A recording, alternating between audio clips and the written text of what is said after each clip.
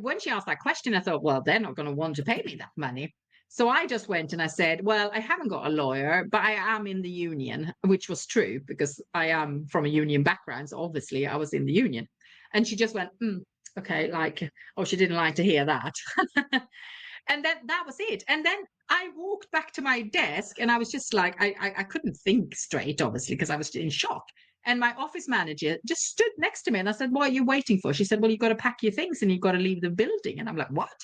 I said, shall I not finish the email that I'm writing? No, no, don't bother about that. Here's a box for your things. You know, like how you see in movies, you know, like I was some top person, you know.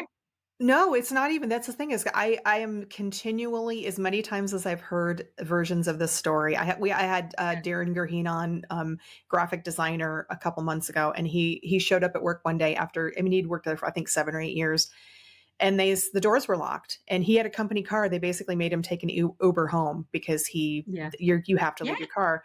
I've heard I so had many walked the versions of walk of this. shame, like I had done something, like Yeah, I'd yeah. robbed the kind of business of money or something. And all my colleagues were looking at me because we were like in an open office. They were looking at where's she going and why is she being escorted out?